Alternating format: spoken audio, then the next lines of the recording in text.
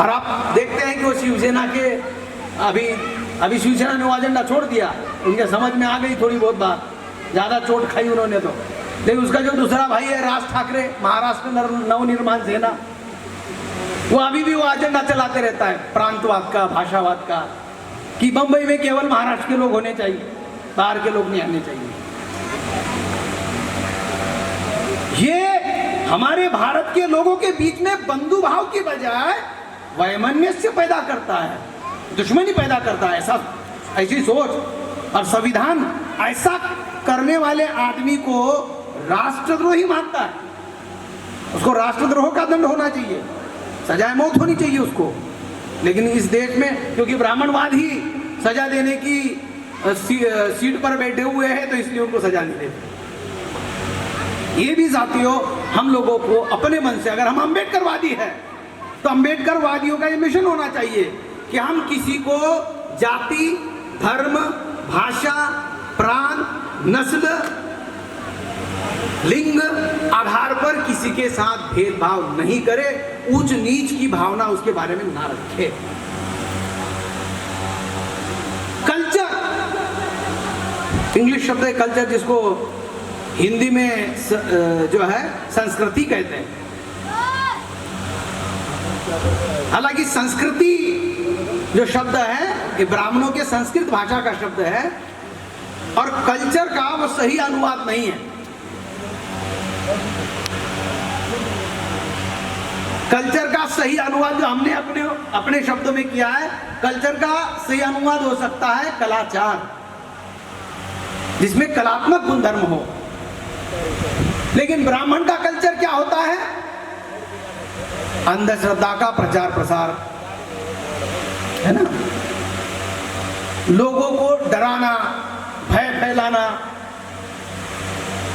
मतलब देवी देवताओं के माँ से कोई देवी जो है शेर के ऊपर बैठी हुई है, ऐसा तो हो नहीं सकता। इसका मतलब अप्राकृतिक, मतलब अननेचुरल, प्राकृतिक चीज नहीं है। प्राकृतिक रूप से ऐसा हो नहीं सकता कि जो है चूहे के ऊपर इतना बड़ा जो है हाथी जैसे वजन जैसा एक विचित्र पुरुष वो गणपति बैठ सके, इस प्रकार का हो नहीं सकता। मतलब ये डराने धमकाने की जो चीजें है वो है उनके कल्चर का हिस्सा। और उनकी कल्चर का हिस्सा क्या है? महिलाओं ने घर का काम करना चाहिए, जब किसी भगवान की पूजा पाती हो रही हो, यज्ञ हो रहा हो, उसमें महिला शामिल नहीं होनी चाहिए। ये क्या इसको कल्चर कहते हैं?